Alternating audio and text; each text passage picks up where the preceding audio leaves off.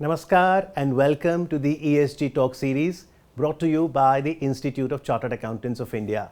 For a healthier, happier and a safer planet Earth, ESG, that's environmental, social and governance factors, play an important role. And to help us understand how the Indian corporate sector can contribute to the agenda of sustainable development, please welcome on the program Mr. Puneet Dalmia, Managing Director, Dalmia Bharat Limited. Namaskar. Thank you. Thank you. When we talk about any construction project, cement is a must. But would you agree that traditionally the perception is that the cement sector is not environment friendly?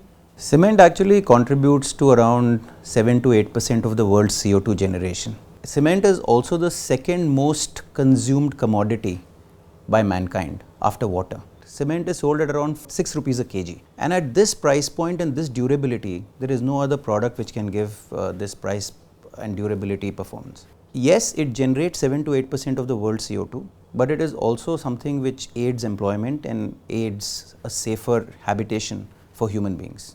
Having said that, I think there is a lot of focus now on how you can reduce the CO2 emission in this sector, and a lot of work is happening around the world. India is leading the pack, and I can say that Indian cement sector's carbon emissions are 15% lower than the world average. And Dalmia Cement's carbon emissions are 30% than the global average. We are able to do this because we are very efficient in energy consumption, we are very efficient in fuel consumption, and we also consume less resources. And this is because it is inherent in our DNA to conserve resources and consume less. And I think these efforts are further going to intensify. And you have had the leadership in this sector for over 8 decades. So help us understand, how have you embedded sustainability in the cement operations? So I think as far as Dalmia is concerned, we have a 4-pronged approach. Our first, and it's 4 A's. Our first A is ambition. So we were the first to announce that by 2040, we will be net zero. We were the first to announce that by 2030, we will be 100% renewable. So I think we took very ambitious goals. And it is not just to state it, but also to follow it through. I think the second part of our approach is action. So after ambition comes action. I think on action, we have a very clear roadmap where we can be more renewable energy focused. We are already spending 2,000 crores in the next few years on solar panels, waste heat recovery projects, which will bring down our energy mix from fossil fuel to renewable energy. We are substituting fossil fuel in our plants. We are also 13.3 times water positive. So this means that for every liter of water that we consume in our process, we harvest and give back 13 liters of water back to the environment. Okay. We are also doing a lot of R&D to figure out how we can improve carbon emissions and lower carbon emissions in our product portfolio. So we keep on coming with new cements. The third part of our program is advocacy. So I think a lot of this will be enabled by regulatory framework. So we are constantly engaging with world leaders, with Indian leaders, lawmakers, to help us with better regulation which will incentivize lower carbon emissions. And some of these are just like for renewable energy, we want net banking, so that we generate 8 to 12 hours in a day, but we consume energy 24 hours in a day. So how can this be facilitated? And the last one is accountability. So I think we have third-party measurement of the efforts that we are doing, and we keep on telling our investors that this is our plan and this is our time frame, so that they can hold us accountable.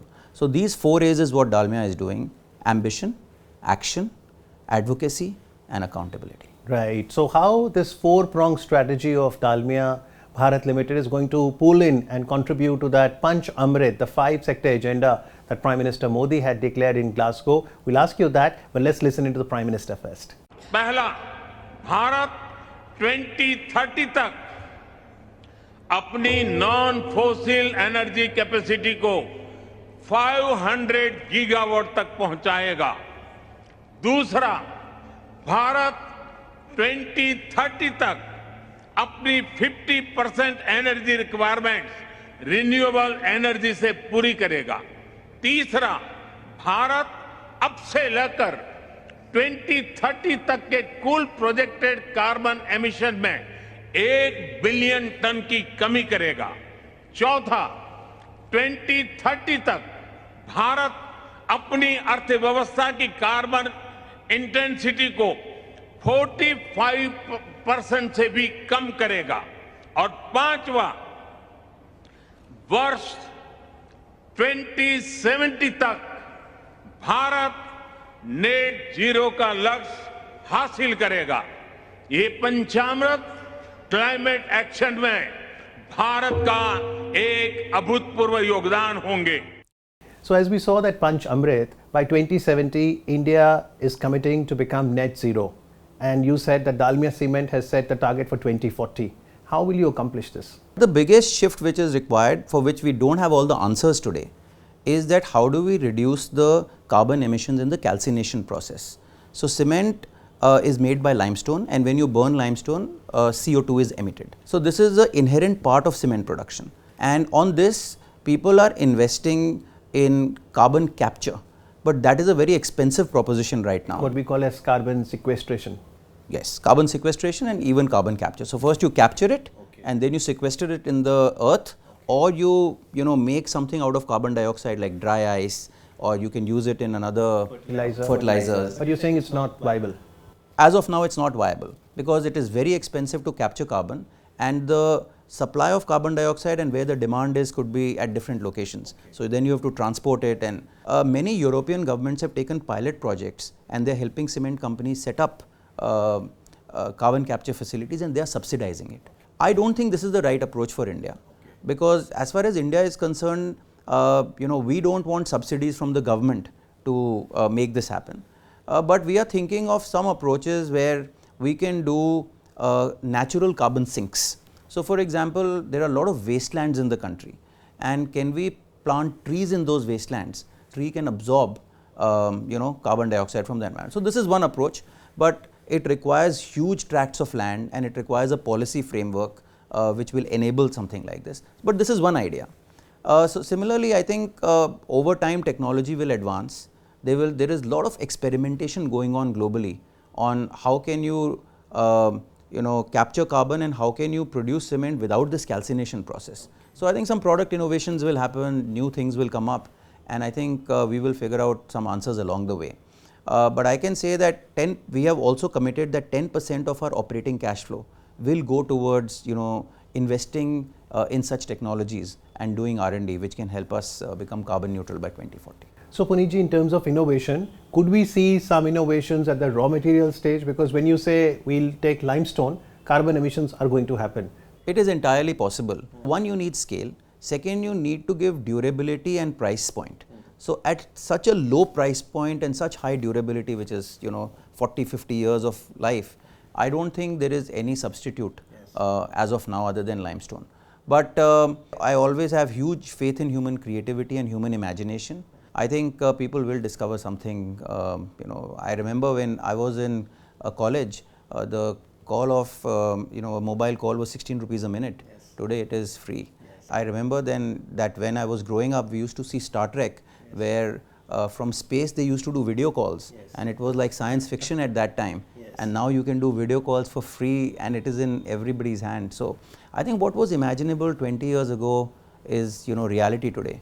Can humanity and can consumers imagine in near future green cement, a net zero cement plant? I think so. I think my view is that a lot of work is going on in this, and even though it is hard to believe that at the current cost, at the current price, we can deliver it, but I'm sure something will definitely happen. Because whenever we talk about cement products, we hear about adjectives of durability, strength.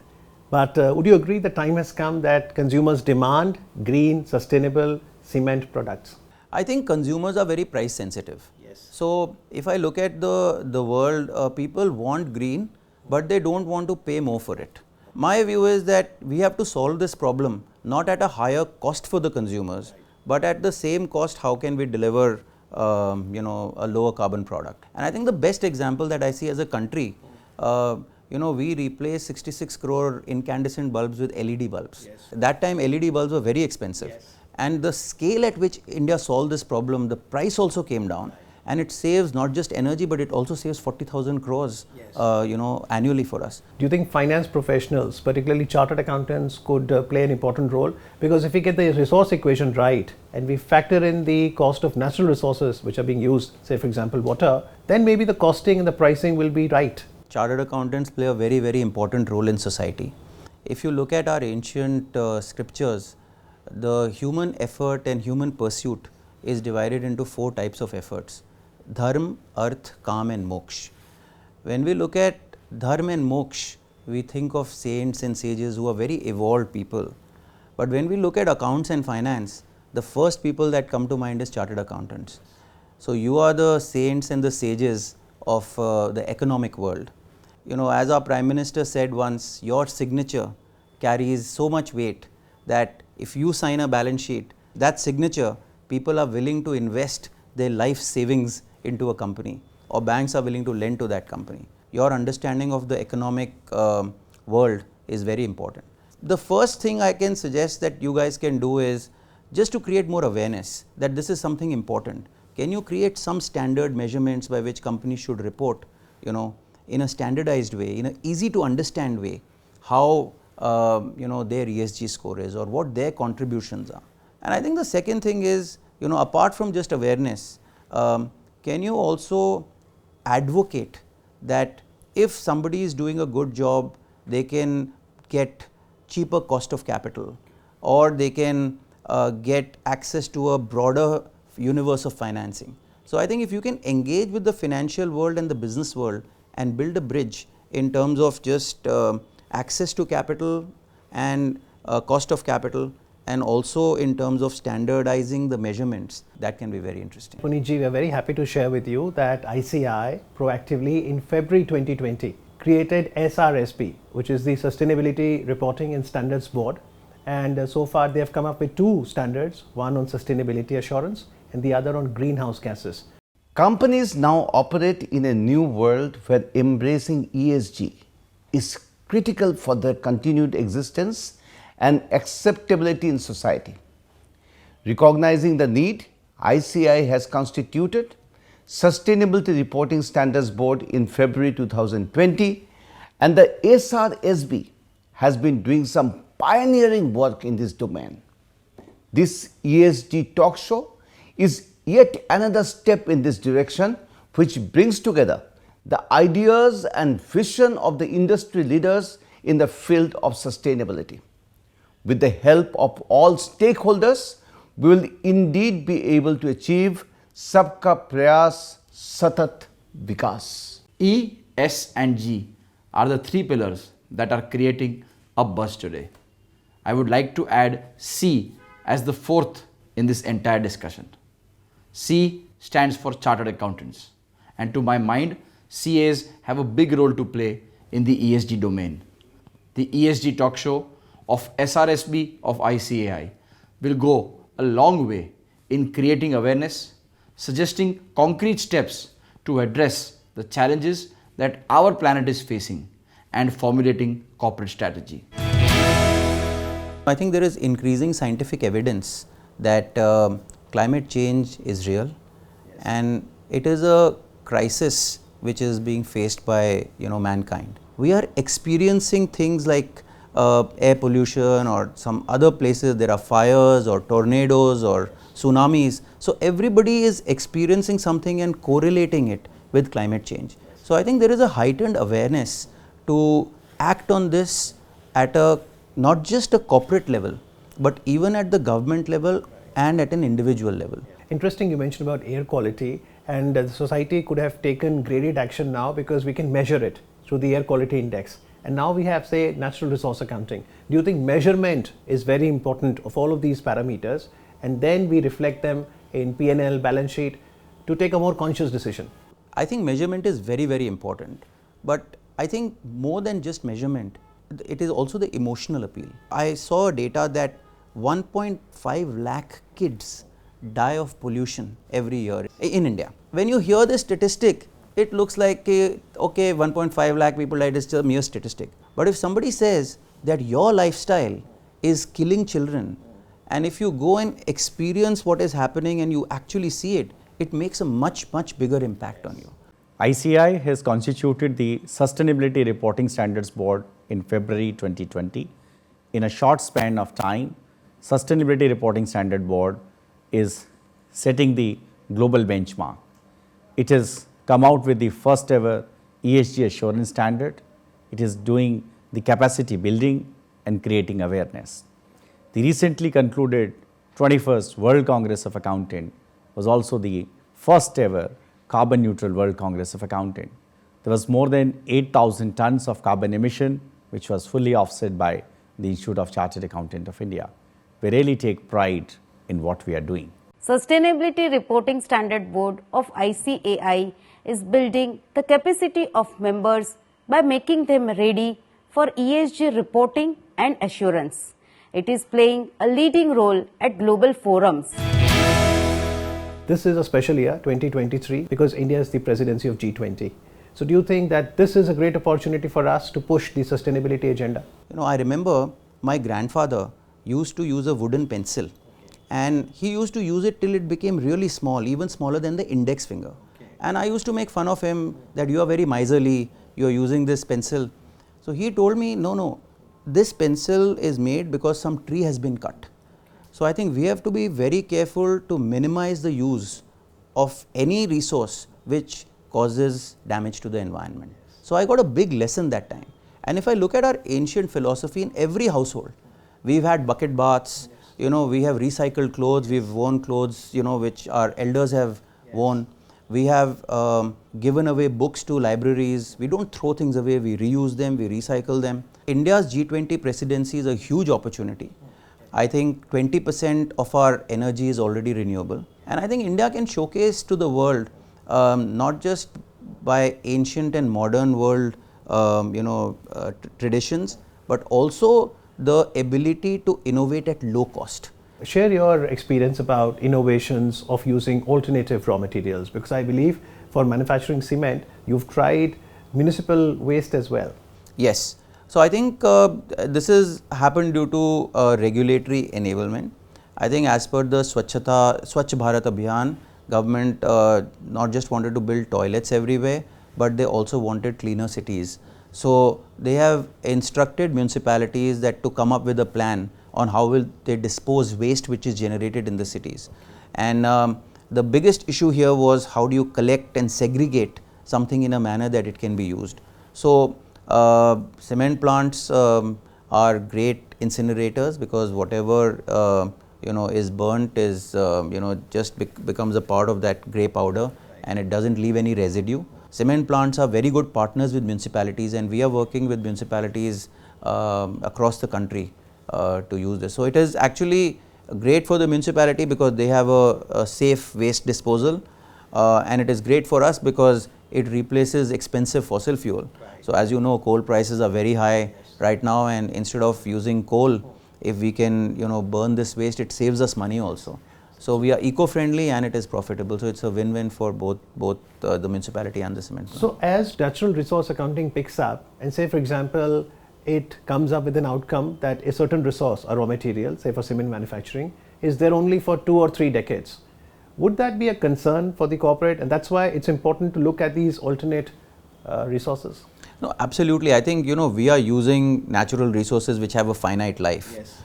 If you can use less resources, the life of the plant increases. Yes. And if you can use resources more efficiently, I think again it is better for your bottom line. This type of accounting practices will obviously help in presenting the balance sheet and P&L in a newer way. Yes. Every boardroom, every investor today is asking what is the ESG score. Okay. There are rating companies which have come around the world which rate you on ESG.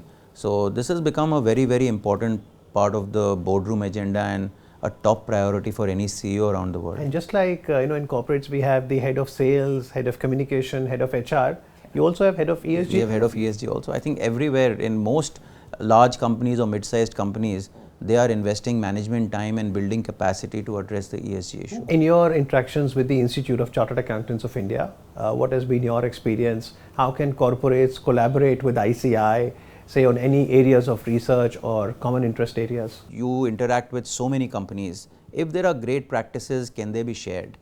Because this is not something where you have to, preserve and patent. But if the more you share, the more people adopt, it will just build more scale. All of us generate a carbon footprint individually. Yes. So I can share a few examples of my own. My kids used to go in a car to the school. Now they go in a bus. And I think, it is, lower carbon footprint because it's a shared vehicle. This has taught them new skills. They have learned to step out of their comfort zone, made friends, they interact with people they don't know and they made friends. So I think they developed skills which they otherwise wouldn't develop. I've also developed skills. I go and drop them to the bus stop. So I have made friends with the police officer. I've made friends with somebody who's a fitness freak. Yes. So I think when you do things like this, you also pick up, there are a lot of side benefits which you otherwise don't realize. Lifestyle changes and individual choices are also very important for all of us to do. Absolutely, and that is what Prime Minister also said when he talked about lifestyle for environment. आज जरूरत है कि हम सभी लोग एक साथ आकर कलेक्टिव पार्टिसिपेशन के साथ लाइफस्टाइल फॉर एनवायरनमेंट यानी लाइफ को एक अभियान की तरह आगे बढ़ाएं।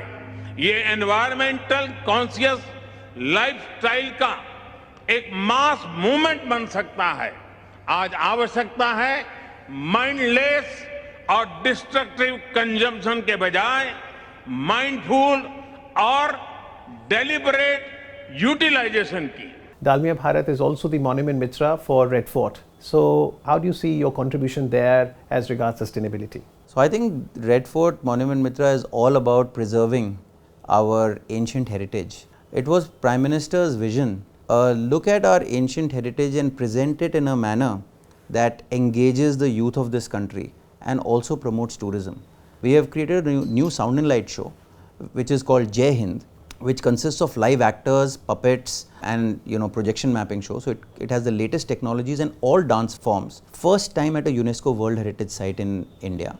And it showcases the bravery and valor of our freedom fighters. And this is the 75th year of independence. The feeling that we want to create is that, the whole fort has come alive and it should inspire you to build a country of our dreams as we enter the Amrit Kal, which is the next 25 years. Very nice. When you took over the leadership role as managing director, maybe it was less than 1 million ton, the cement production. Now it's in excess of 37 million tons. Do you think while the profits would have come and the tonnage is there, the biggest challenge in Amrit Kal for you under your leadership will be to embrace sustainability? My view is, how do you create a leadership and a strategy which can adapt in a volatile and an uncertain world is the biggest challenge as we go forward. Right, absolutely. And as you said, advocacy is very important so that we can have a new perception that cement sector is ESG friendly. Mr. Puneet Dalmia, thank you so much. It's been a pleasure having this conversation with you. Thank you.